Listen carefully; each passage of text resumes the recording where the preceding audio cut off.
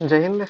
Yesterday we stopped here question number 80, the SIPT 2 paper of UGC NET 2024, which was held on August 29. The re-examination question paper we discussed. तो आज हम लोग 80 number से आगे बढ़ेंगे। आज 100 तक आज हम लोग का कवर हो जाएगा। जो भी ये 80 नंबर तक और शिफ्ट 1 जो नहीं देखे हैं उनको प्लेलिस्ट में आप लोग को लिंक मिल जाएगा, वहां से आप लोग देख सकते हैं। और आज ही मैं इसका पीडीएफ भी अपलोड कर दूंगा। आज हम लोग का 100 नंबर तक कंप्लीट हो जाएगा। तो जिनको भी पीडीएफ चाहिए वो टेलीग्राम पर जा करके अपना पीडीएफ डाउनलोड कर सकते हैं, और जो एडिशनल इन्फॉर्मेशन है वो आप लोग वहां से पढ़ सकते हैं। ठीक है, अब हम लोग क्वेश्चन पे चलते हैं। क्वेश्चन नंबर 81 है, कालक्रम में सजाने के लिए दिया गया है। और ये वाला टाइम ड्यूरेशन 1940 से 47 तक का टाइम पीरियड का है, जो कि मैं आपको बार बार बता रहा हूँ कि ये वाला टाइम पीरियड बहुत ही इंपॉर्टेंट है क्रोनोलॉजी ऑर्डर सजाने के लिए। तो इंग्लिश वाले इंग्लिश से पढ़ लेंगे, हिंदी वाले हिंदी से पढ़ लेंगे, और मेरे जवाब देने से पहले आप लोग को आंसर अपना कॉपी में रेडी करके रखना है। उम्मीद करता हूँ कि आप 1 से 100 तक क्वेश्चन और आंसर अपना लिखते जा रहे हैं। कितना सही हो रहा है, कितना गलत हो रहा है, ये खुद को आप लोग एनालाइज कर रहे होंगे, और लास्ट में कमेंट करके आप लोग को बताना है कि कितना नंबर आ रहा है आपका। तो पहला है, मुस्लिम लीग ने डायरेक्ट एक्शन डे शुरू किया। तो ये वाला शुरू किया था 1946 में 16 अगस्त को। अंतरिम सरकार ने पदभार ग्रहण किया, तो ये वाला ग्रहण किया गया था सितंबर 1946 में। अगस्त सितंबर मतलब ए ही सबसे। हाउस ऑफ कॉमन्स द्वारा भारतीय स्वतंत्रता विधेयक पारित किया गया। हाउस ऑफ लॉर्ड द्वारा भारतीय स्वतंत्रता विधेयक पारित किया गया। भारतीय स्वतंत्रता विधेयक को शाही स्वीकृति प्राप्त हुई। तो इन सब में सबसे पहले तो एक ही आएगा, डायरेक्ट एक्शन डे सबसे पहले। ए यहाँ आ रहा है, ए यहाँ आ रहा है, और उसके बाद अंतरिम सरकार ने पदभार संभाला, बी आएगा ए के बाद। ए के बाद बी भी दो जगह आ रहा है, हाउस ऑफ कॉमन्स द्वारा भारतीय स्वतंत्रता विधेयक पारित किया।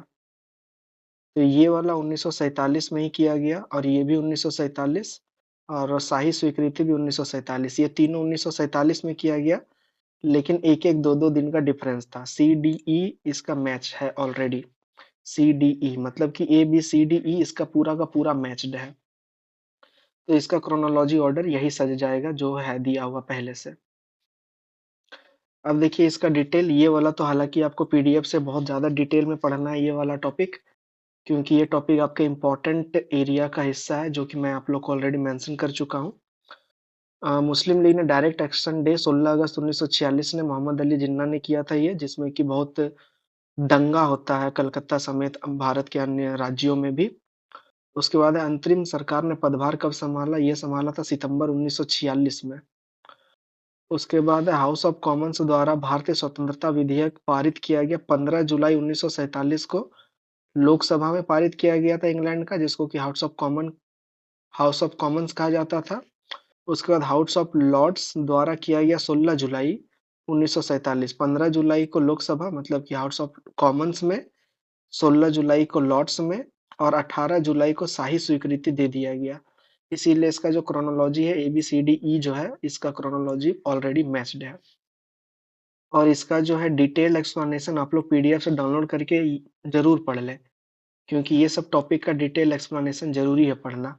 और बाकी आप लोग को स्पेक्ट्रम बुक में भी और बिपिन चंद्रा में भी ये वाला एरिया आप लोग कवर कर सकते हैं। ये सब बुक से भी, वहां पे भी बहुत डिटेल्ड इन्फॉर्मेशन आप लोग के लिए दिया गया है। डायरेक्ट एक्शन डे कलकत्ता नरसंहार के रूप में भी इसको जाना जाता है। अंतरिम सरकार जिसमें विभिन्न राजनीतिक दलों और समुदायों के प्रतिनिधि शामिल थे, जो भारतीय समाज के बहुलवादी प्रकृति को दर्शाता है। स्टार्टिंग में मुस्लिम लीग ज्वाइन नहीं होता है, लेकिन बाद में जाकर के मुस्लिम लीग भी ज्वाइन हो जाता है इसमें। भारतीय स्वतंत्रता विधेयक प्रधानमंत्री क्लीमेंट एटली द्वारा पेश किया गया था। इसमें भारत और पाकिस्तान के विभाजन और स्वतंत्रता के लिए कानूनी ढांचा की सुविधा प्रदान की गई थी। ठीक है, तो ये था हम लोग का क्वेश्चन नंबर 81। अब क्वेश्चन नंबर 82 देखिए, पेशवा और वर्ष, मतलब किस किस पेशवा के समय में कौन कौन सा इंपॉर्टेंट काम हुआ है उसके बारे में देखना है। बालाजी विश्वनाथ, तो बालाजी विश्वनाथ शुरू के इंपॉर्टेंट बादशाह में से एक है। पुणे के सभासद के रूप में कार्य किया बालाजी विश्वनाथ। ए का टू, तो ए का टू एक ही जगह मैच कर रहा है। तो ऑप्शन नंबर 2 इसका सीधे आंसर हो गया। ठीक है, हालांकि बाजीराव द्वितीय भी इंपॉर्टेंट है, जो कि बेसिन के संधि करता है बाजीराव द्वितीय। तो डी का वन से भी आप लोग मिला सकते हैं इसको, लेकिन डी का वन दो जगह दिया गया है, इसीलिए ए भी पता होना चाहिए। उसके बाद बाजीराव प्रथम क्या हो जाएगा? बाजीराव प्रथम हो जाएगा हिंदू पद पातशाही के आदर्श को लोकप्रिय बनाना, बाजीराव प्रथम। उसके बाद बालाजी बाजीराव का हो जाएगा तुलाजी के नेतृत्व में मराठा नौसैनिक बल को कुचलने में अंग्रेजों की मदद की। तो ये वाला जो पेशवा वाला एरिया है, पेशवा वाला एरिया भी इंपॉर्टेंट हो जाता है मराठा साम्राज्य का, तो इसको भी आप लोग को कवर करना है। तो इसका ऑप्शन नंबर 2 जो है करेक्ट आंसर हो जाएगा। बालाजी विश्वनाथ पुणे के सभासद के रूप में ये कार्य किए थे। बाजीराव प्रथम हिंदू पद पातशाही के आदर्श को लोकप्रिय बनाया, बाजीराव प्रथम। Just a second. हाँ ठीक है, हिंदू के पद पातशाही को लोकप्रिय बनाया बालाजी बाजीराव। तुलाजी के नेतृत्व में मराठा नौसैनिक बल को कुचलने के लिए अंग्रेजों का मदद किया। ये नाना साहब के नाम से भी ये जाना जाता है, बालाजी बाजीराव। वो पानीपत के तीसरी लड़ाई के दौरान पेशवा थे, नाना जी, नाना साहेब। बाजीराव द्वितीय, इन्होंने तो बेसिन की संधि पर हस्ताक्षर किया था। आप लोग को कमेंट करके ये बताना है कि बेसिन का संधि कब हुआ था। बाजीराव द्वितीय और अंग्रेजों के बीच बेसिन का संधि कब होता है? ये थोड़ा सा एडिशनल इन्फॉर्मेशन है आप लोग के लिए, जो कि आप लोग पीडीएफ से आप लोग को पढ़ लेना है सब कुछ। ठीक है, अब चलते हैं next number question, 83 number question. कुबराविया सिलसिला किस क्षेत्र में सक्रिय था? ये सूफी सिलसिला का एक बहुत ही डीप जा करके ये क्वेश्चन पूछ लिया है कि कुबरिया सिलसिला किस क्षेत्र से सक्रिय था। बंगाल, कश्मीर, गुजरात, पंजाब। तो ये कुबराविया सिलसिला जो था ये कश्मीर से, it is related to the Kashmir. तो इसका हो जाएगा option number 2 is the correct answer question number 83 का। कुबराविया सिलसिला 13वीं शताब्दी में नजमुद्दीन कुबरा द्वारा स्थापित एक सूफी संप्रदाय है। यह संप्रदाय अपने गहरे आध्यात्मिक अभ्यास और इस्लामी रहस्यवाद में योगदान के लिए जाना जाता है। इसने कश्मीर में महत्वपूर्ण प्रगति हासिल की थी। सूफी संप्रदाय ने कश्मीर के आध्यात्मिक और सांस्कृतिक परिदृश्य में एक महत्वपूर्ण भूमिका निभाई। तो ये कबराविया सिलसिला जो है ये कश्मीर से संबंधित है, ये याद रखना है, सूफी सिलसिला। और मैं उम्मीद करता हूँ कि सूफी सिलसिला आप अपने इंपॉर्टेंट टॉपिक में आप लोग अभी तक मेंशन कर चुके होंगे, सूफी और भक्ति दोनों को। ये कुछ एडिशनल इन्फॉर्मेशन दिया गया है जो कि आप लोग पीडीएफ से पढ़ सकते हैं। अब हम लोग नेक्स्ट नंबर चलते हैं, क्वेश्चन नंबर 84। 84 बोल रहा है कि 1854 के उच्च एजुकेशन डिस्पैच के आधार पर स्थापित निम्नलिखित में से कौन सा विश्वविद्यालय लंदन विश्वविद्यालय के मॉडल पर आधारित थे? तो ये जो 1854 वाला जो चार्ल्स वुड डिस्पैच था, इससे यूजीसी नेट पास्ट में बहुत क्वेश्चन पूछ चुका है। और इस शिफ्ट में भी हम लोग देखें कि इस शिफ्ट में भी इससे क्वेश्चन ऑलरेडी पूछा है चार्ल्स वुड डिस्पैच से। तो ये पूछ रहा है कि लंदन विश्वविद्यालय मॉडल पर आधारित था कौन सा? कलकत्ता, बॉम्बे, मद्रास, पंजाब या पटना? तो ये वाला पंजाब और पटना जो है ये नहीं था, बाकी कलकत्ता, बॉम्बे और मद्रास ये तीनों था, ए बी सी था। तो ऑप्शन नंबर 2 जो है इसका करेक्ट आंसर हो जाएगा, चार्ल्स वुड डिस्पैच। ये बहुत फेमस रहा है, जिसको कि मैग्ना कार्टा भी कहा जाता है, अंग्रेजी शिक्षा का मैग्ना कार्टा इसको कहा जाता है। कलकत्ता विश्वविद्यालय 1857, बॉम्बे 1857, मद्रास भी 1857। और ये तीनों जो है चार्ल्स वुड डिस्पैच के अगुवाई में ये वाला हुआ था, मतलब उसके पेरिफ्री में हुआ था, अनुसार हुआ था, उसके अनुसार लंदन विश्वविद्यालय के मॉडल पर आधारित था ये वाला।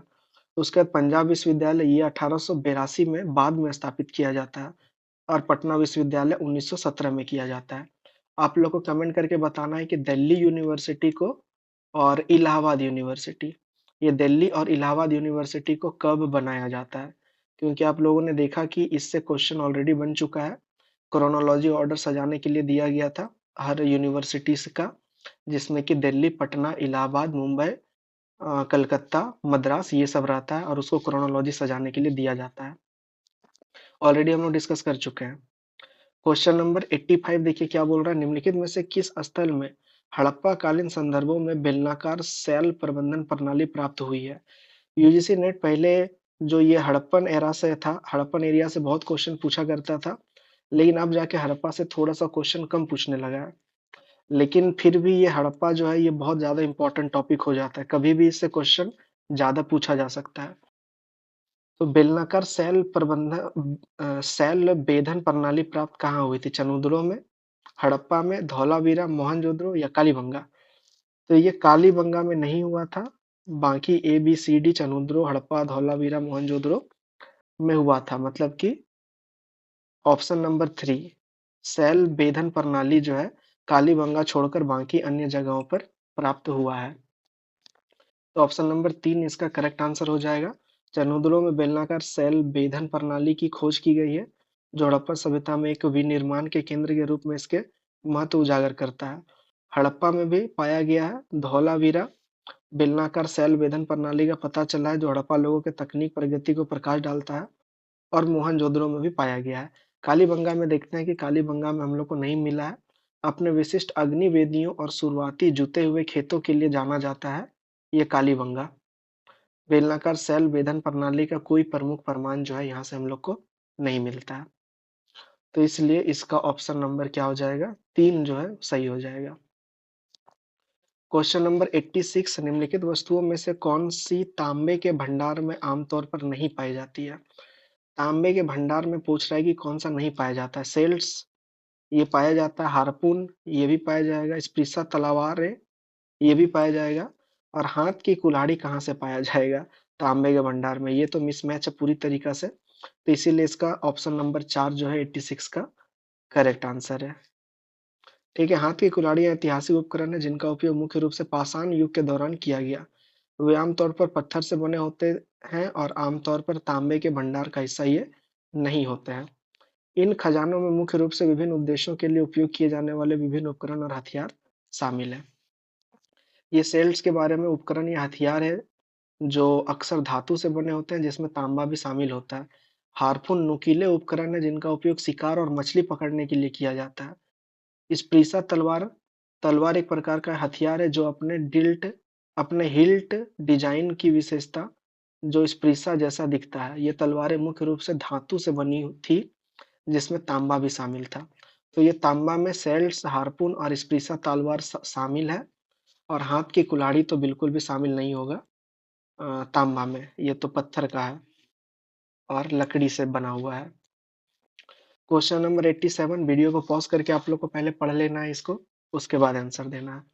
एक नंबर बोल रहा है कि तुगलक वास्तुकला की एक विशेष बात बैटर नामक ढलान वाली दीवार थी।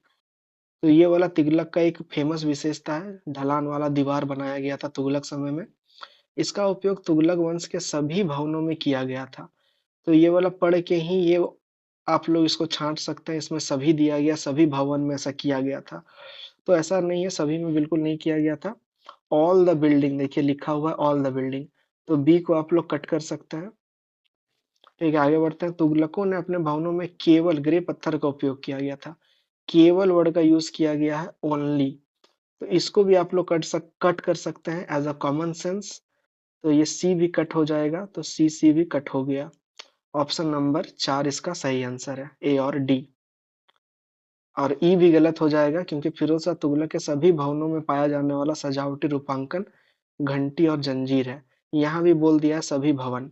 तो ऐसा नहीं होता है कि सभी में ही उपयोग किया जाएगा। इस तरह का स्टेटमेंट अक्सर गलत ही होता है, ठीक है। तो ये वाला चीज को ध्यान देना है, लेकिन हाँ, हमेशा गलत होगा ये भी जरूरी नहीं है। अपने विवेक से आप लोग को पढ़ करके इसको ध्यान देना है। तुगलक वास्तुकला में ढलान वाली दीवार बैटर कहा जाता है। ये तो बहुत फेमस है, ये तो सही है। और फिर भवनों में मलबे को चूने के प्लास्टर की मोटी परत से तैयार किया जाता था, जिसे रंग से रंगा जाता था। फिरोज शाह तुगलक के भवनों में अक्सर मलबे की चिनाई होती थी, जिसे चूने के प्लास्टर की मोटी परत से तैयार किया जाता था। तो ये वाला स्टेटमेंट दोनों सही है, बाकी जो है वो स्टेटमेंट गलत है। तो इसीलिए इसका ए और डी जो है केवल सही होगा। क्वेश्चन नंबर 88 88 में क्रोनोलॉजी ऑर्डर सजाने के लिए दिया गया है, और ये गुरु अर्जुन, गुरु अमरदास, गुरु हरराय, गुरु अंगद और गुरु रामदेव। तो ये वाला एक इम्पॉर्टेंट एरिया है जो आप लोग को मेंशन करके रखना है अपने पे कॉपी में, अपने पेज में, जहां भी आप इम्पोर्टेंट एरिया को मेंशन कर रहे हैं।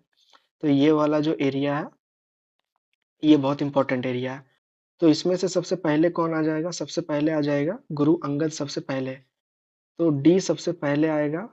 तो डी डी दो जगह डी है। गुरु अंगद के बाद हम लोग देखते हैं तो गुरु रामदास इसके बाद आ जाएंगे। डी के बाद बी, डी के बाद बी, और ऑप्शन नंबर 3 हम लोग का सही आंसर निकल गया। हर राय सबसे लास्ट में, उस डी बी, उसके बाद ई गुरु रामदेव, उसके बाद अर्जुन देव, और सबसे लास्ट में गुरु हर राय। ठीक है, तो ऑप्शन नंबर 3 जो है डी बी ई ए सी इसका करेक्ट आंसर है। इसका सबका, इन सब का आप लोग को ईयर भी याद होना चाहिए, जैसे कि गुरु अंगद का, ये दूसरे सिख गुरु थे। ये चल क्यों नहीं रहा, ये दूसरे सिख गुरु थे जो कि 1539 से 1552 तक के गुरु के रूप में सेवा की। गुरु अमरदास ये तीसरे गुरु थे, सिख गुरु थे, 1552 से 74 तक। गुरु अमरदास ये चौथे सिख गुरु थे, 74 से 81 तक। गुरु अर्जन देव ये पांचवें गुरु थे, और ये बहुत इंपॉर्टेंट गुरु भी रहते हैं, और भी इनके बारे में आप लोग को जानने को मिलेगा जब आप लोग इसको पढ़ रहे होंगे। पवित्र ग्रंथ जो है संकलन इनके द्वारा ही किया गया था। स्वर्ण मंदिर का निर्माण भी इनके द्वारा ही किया गया था, इसीलिए गुरु अर्जुन देव जो है वो ज्यादा इंपॉर्टेंट हो जाते हैं। और लास्ट में है गुरु हर राय, उन्होंने हरगोविंद द्वारा शुरू की गई सैन्य परंपरा को कायम रखा, लेकिन मुगल साम्राज्य के साथ सीधे संघर्ष में परहेज किया। तो ये थोड़ा सा एडिशनल इन्फॉर्मेशन भी आप लोग के लिए दिया गया है, जो कि आप लोग पीडीएफ में जा करके आप लोग पढ़ सकते हैं एडिशनल इन्फॉर्मेशन। तो उम्मीद करता हूँ कि ये वाला टॉपिक गुरु सिख गुरु का आप लोग अपने पेज में मेंशन कर लिए होंगे, क्योंकि ये वाला जो एरिया है सिख गुरु का, जो ये इससे क्वेश्चन बहुत बार पूछा जा चुका है, पास्ट में क्वेश्चन बना है इससे, और क्रोनोलॉजी ऑर्डर में सजाने के लिए सबसे ज्यादा इसी से क्वेश्चन बनता है। ठीक है, क्वेश्चन नंबर 89 बोल रहा है निम्नलिखित में से कौन सा स्थल संगम ग्रंथों में रत्न और आभूषण के काम के लिए प्रसिद्ध था। तो संगम से रिलेटेड ये इस शिफ्ट का दूसरा क्वेश्चन है, तो इससे आप लोग समझ सकते हैं कि संगम एरिया इंपॉर्टेंट हो जाता है। कौन सा आभूषण के काम के लिए प्रसिद्ध था, वंजी, कोड्डू, मानल, कांची, या फिर बरेयूर। तो ये वाला जो है कौन सा जगह, कोड्डू, मानल, ऑप्शन नंबर 2 जो है, इनमें से कौन सा स्थल संगम ग्रंथों में रत्न और आभूषण के काम के लिए प्रसिद्ध था। तो वो था कोड्डू मानल। ठीक है, ऑप्शन नंबर 2, ऑप्शन नंबर 2 इसका सही आंसर है। कोड्डू मानल संगम काल के दौरान एक महत्वपूर्ण औद्योगिक और व्यापारिक केंद्र था, जो विशेष रूप से अपने रत्न आभूषण कार्य के लिए ये जाना जाता था। वंजी, जिसे वांची के रूप में भी जाना जाता है, चीर राजवंश की यह राजधानी थी। कांची, कांची या कांचीपुरम एक महत्वपूर्ण शहरी केंद्र था जो अपने मंदिरों और शैक्षणिक संस्थान के लिए जाना जाता था। उरेयूर, जिसे उरैयूर भी कहा जाता था, चोल राजवंश के अधीन एक प्रमुख शहर था। तो ये वाला टॉपिक भी इंपॉर्टेंट हो जाता है, संगम डायनेस्टी नीचे का। क्वेश्चन नंबर 90 क्या बोल रहा है, शब्द सकारात्मकता मूल रूप से किसके द्वारा प्रतिपादित सकारात्मक दर्शन से लिया गया है। अगस्टे कॉम्टे, थियोडर मोमसेन, पीटर बर्क, या एरिक कोचरन। तो ये वाला थोड़ा सा out of the box question है, यूनिट 10 से पूछा गया क्वेश्चन है। तो इसका आंसर जो है ये हो जाएगा अगस्ट कॉम्टे। ऑप्शन नंबर 1 जो है सकारात्मक दर्शन से लिया गया है अगस्ट कॉम्टे का। ठीक है, अगस्त कॉम्टे 1798 से 1857 एक फ्रांसीसी दार्शनिक थे, जिन्हें समाजशास्त्र और सकारात्मकता के जनक के रूप में भी जाना जाता है। उन्हें सकारात्मकता के सिद्धांत को विकसित किया, जो यह दावा करता है कि केवल अनुभवजन अवलोकन से प्राप्त वैज्ञानिक ज्ञान ही मान्य है। ठीक है, काम्टे के दर्शन का उद्देश्य समाज और मानव व्यवहार को वैज्ञानिक पद्धति को लागू करना है। उनकी रचना जैसे the course in positive philosophy, ये वाला याद रखना है। The course in positive philosophy किसके द्वारा रचना किया गया है, अगस्ट काम्टे के द्वारा रचना किया गया है। हो सकता है कि next year match the following में एक एक आप लोग को अगस्ट कॉम्टे देखने को मिल जाए। The course in positive philosophy, ये थियोडर मोमसन, पीटर बर्क और एरिक कोचरन से रिलेटेड एडिशनल इंफॉर्मेशन है, जो कि आप लोग पढ़ सकते हैं पीडीएफ से। अब देखिए क्वेश्चन नंबर 91। अब 90 टू 100 क्वेश्चन यूजीसी नेट में रहता है, पैसेज रहता है, गद्यांश रहता है 91 से 100 तक। तो आप लोग एक बार पहले वीडियो को पॉज करके हिंदी वाले हिंदी से पढ़ लीजिए, और इंग्लिश वाले इंग्लिश से पढ़ लेंगे। ठीक है, वीडियो को पॉज करके उसके बाद आप लोग को क्वेश्चन का आंसर देना है। पहला पूछ रहा है कि लेखक किस क्षेत्र से संबंधित है। तो ये वाला पढ़ के आप लोग को समझ में आ गया होगा कि किसके बारे में कहा जा रहा है। ये कहा जा रहा है बिल्हन के द्वारा ये पैसेज लिखा गया, और बिल्हन कहाँ का था, ये कश्मीर से रिलेटेड है। तो ऑप्शन नंबर एक जो है वो सही हो जाएगा। उम्मीद करता हूँ कि आप लोग ये पैसेज पढ़ लिए होंगे खुद से। अभी पैसेज पढ़ के ज्यादा समय लेने का मेरा कोई मकसद नहीं है, आप लोग को खुद से पैसेज पढ़ना है। लेखक बिल्हन 11वीं शताब्दी के कवि बिल्हन ने प्रसिद्ध संस्कृत कवि विक्रमांक देव चरित लिखी। विक्रमांक देव चरित से ही ये वाला फ्रेज जो है वो उठाया गया है। पश्चिमी चालुक्य वंश के राजा विक्रमादित्य सिक्स के जीवन और उपलब्धियों का जश्न मनाती है विक्रमांक देव चरित। विल्हन मूलतः कश्मीर के थे। उनका कार्य कश्मीर से दक्षिण भारत में चालुक्य राजा के दरबार तक की उनकी यात्रा को दर्शाता है। उन्होंने अपनी रचना में अंतिम सर्ग में अपनी कश्मीरी विरासत और अपने साहित्यिक योगदान का उल्लेख किया है। तो बिल्हन एक बहुत इंपॉर्टेंट हस्ती रहते हैं कश्मीर का। कल्हन के बाद बिल्हन याद रखना है, ठीक है। ऐतिहासिक संदर्भ विक्रमांक देव चरित यह कृति राजा विक्रमादित्य सिक्स के जीवन का वर्णन करने वाला एक महाकाव्य शैली है, महाकाव्य शैली कविता है। अब देखिए क्वेश्चन नंबर 92। यहाँ सिर्फ हिंदी से मैंने आपको दिया हुआ है, इंग्लिश से आप लोग ऑलरेडी पढ़ चुके होंगे। इस पाठ के लेखक का संरक्षक कौन था। तो इसका संरक्षक विक्रमादित्य सिक्स जो है कल्याण के चालुक्य राजा वो थे। तो ऑप्शन नंबर थ्री जो है इसका करेक्ट आंसर हो जाएगा। पल्लव वंश नहीं, वर्धन वंश नहीं, गुप्त वंश नहीं, ये जो कल्याण के चालुक्य वंश थे वो जो है बिल्हन का संरक्षण कर रहे थे। लेखक के संरक्षक बिल्हन विक्रमादित्य सिक्स, क्योंकि विक्रमांक देव चरित्र एक महाकाव्य है जो राजा विक्रमादित्य सिक्स के जीवन और उपलब्धियों का जश्न मनाता है, ठीक है। अन्य विकल्प ये बिल्हन से संबंधित नहीं है। Question number 93। यह अंश किस पाठ को संदर्भ दे रहा है। तो ये वाला विक्रमोर्वशीय नहीं, कथा सरित सागर नहीं, विक्रमांक देव चरित हाँ, ये दे रहा है विक्रमांक देव चरित जो कि बिल्हन के द्वारा रचना किया गया है। तो ऑप्शन नंबर थ्री जो है इसका करेक्ट आंसर हो जाएगा। अब देखिए 94 नंबर क्वेश्चन। इस पाठ के लेखक कौन है। सोमदेव नहीं, बिल्हन हाँ, इसका लेखक जो है वो बिल्हन है विक्रमांक देव चरित का। विशाख दत्त नहीं, कालिदास नहीं। आप लोग कमेंट कर करके इन लोग का एक और किताब के बारे में बोलना है कि विशाख दत्त ने किसके रचना किया, कालिदास ने किसका, और सोमदेव ने किसका। क्योंकि हम लोग देख चुके हैं कि ऑलरेडी इससे रिलेटेड, सोमदेव से रिलेटेड ऑलरेडी क्वेश्चन पूछा जा चुका है, और कालिदास से रिलेटेड ऑलरेडी क्वेश्चन पूछा जा चुका है।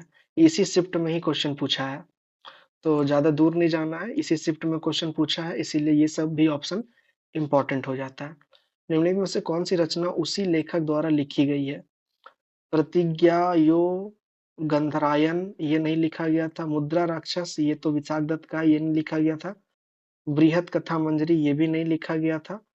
कौर पंचशिखा ये लिखा गया था बिल्हन के द्वारा।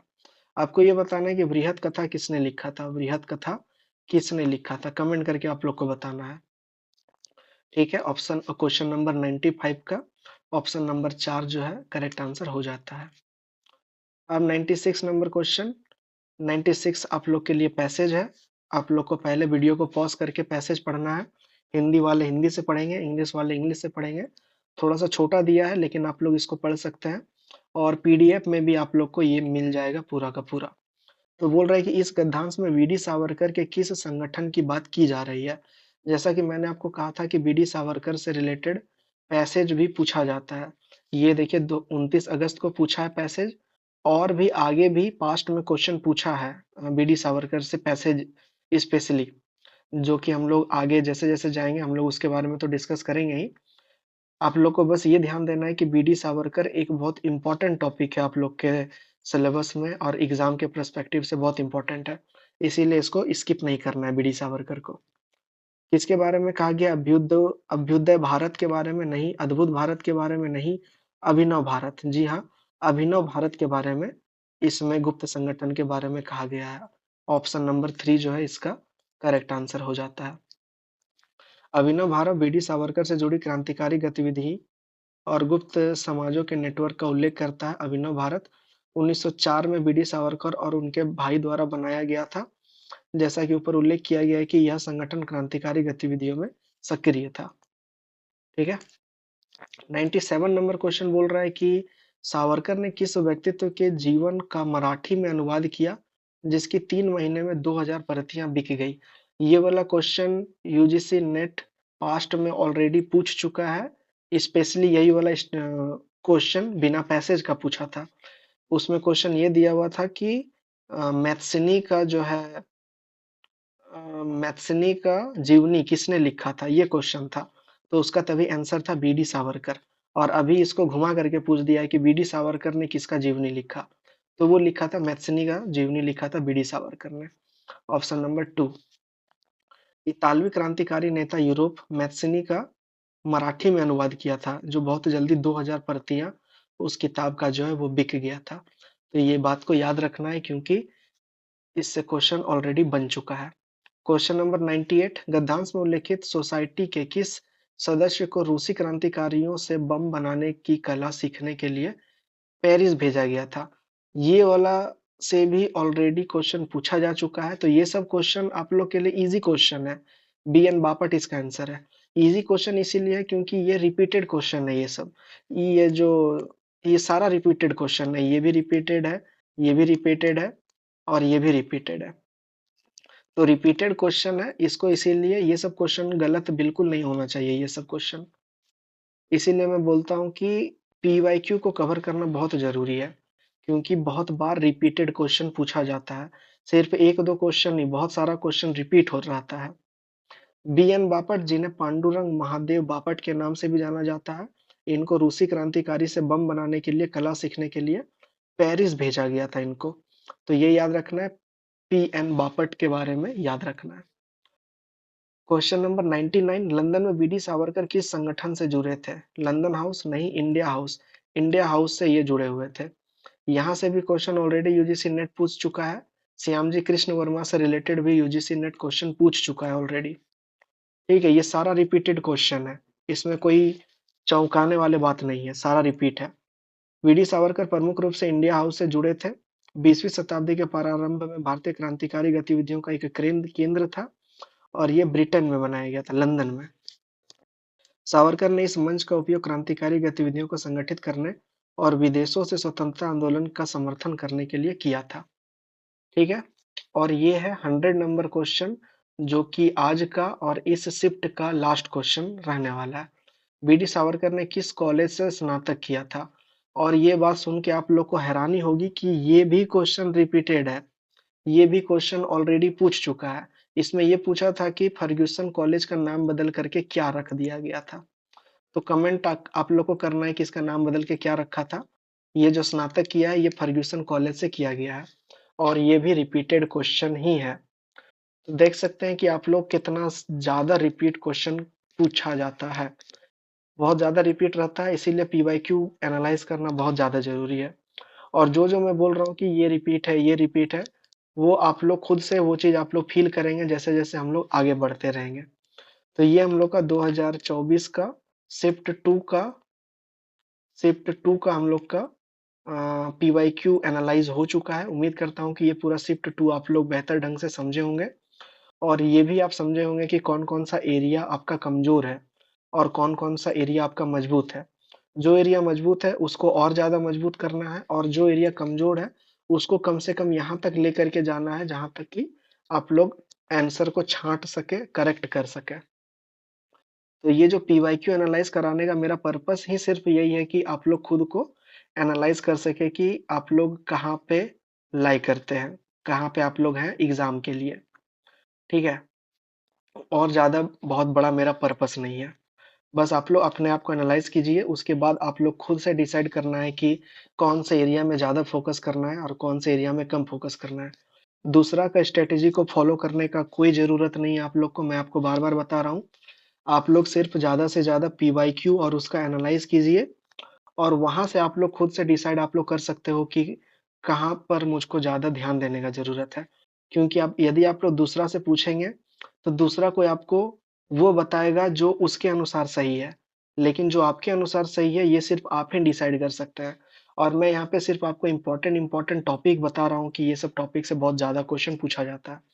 जैसे कि बीडी सावर के बारे में मैं शिफ्ट 1 में भी आप लोग को मेंशन कर चुका हूँ कि बीडी सावरकर से बहुत क्वेश्चन बनता है, जो कि आप लोग सीधे तौर पर देख सकते हैं। और आने वाले समय में भी हम लोग देखेंगे कि बीडी सावरकर से कितना क्वेश्चन बना है।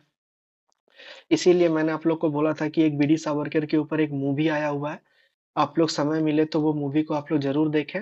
वहाँ से आप लोग का बहुत क्वेश्चन वहाँ से भी सॉल्व होते हुए नज़र आएगा, ठीक है? तो ये शिफ्ट 2 का क्वेश्चन शिफ्ट 2 का सारा क्वेश्चन हम लोग डिस्कस कर चुके हैं और शिफ्ट 1 का ऑलरेडी डिस्कस कर लिए थे हम लोगों ने। तो अब हम लोग नेक्स्ट हम लोग जून का हम लोग डिस्कस करेंगे, जो कि एग्ज़ाम कैंसल हो गया था। कैंसल हो गया था लेकिन फिर भी हम लोग इसको डिस्कस करेंगे आने वाला समय में, नेक्स्ट वीडियो में। तो अब हम लोग मिलते हैं नेक्स्ट वीडियो में। तब तक आप लोग को ज़्यादा से ज़्यादा पीवाईक्यू एनालाइज करना है और पीवाईक्यू से ज़्यादा खुद को एनालाइज करना है कि आप लोग अपने टारगेट को लेकर दिमाग कितना लगा रहे हैं और क्या लगा रहे हैं। दिन भर एक सीट में आप लोग एक बार दिन भर को एनालाइज आप लोग रात में कर सकते हैं, जो कि आप लोग के लिए बेहतर होगा। और शेड्यूल के हिसाब से आप लोग पढ़ाई करते चलिए, शेड्यूल बना करके कि दिन भर में कौन कौन सा टॉपिक कवर करना है, कितना पीवाईक्यू मारना है, कौन कौन सा वीडियो देखना है, सारा कुछ रात में ही आप लोग डिसाइड करके सोइए। तब आप लोग का जाके थोड़ा इफेक्टिव वे में काम होगा। तो बस आज के लिए बस इतना ही। उम्मीद करता हूँ कि आप लोग को ये पीवाईक्यू सीरीज पसंद आ रहा होगा, ये स्पेशल वीडियो पसंद आ रहा होगा आप लोग को। अगर पसंद आ रहा होगा तो लाइक कीजिएगा, नहीं पसंद आ रहा होगा तो डिसलाइक करके बताना है कि क्या पसंद नहीं आ रहा है, इसको और क्या इम्प्रूवमेंट इसमें किया जा सकता है। और यदि आप लोग को हेल्पफुल लग रहा है ये वीडियो, तो अपने उन दोस्तों को भी शेयर कर सकते हैं जो कि नेट और जेआरएफ का तैयारी कर रहे हैं। ठीक है? मिलते हैं नेक्स्ट वीडियो में। तब तक के लिए पढ़ाई में दिमाग लगाते रहना है, फ्यूचर में दिमाग लगाते रहना है, शेड्यूल के हिसाब से चलना है। मिलता है नेक्स्ट वीडियो में। जय हिंद।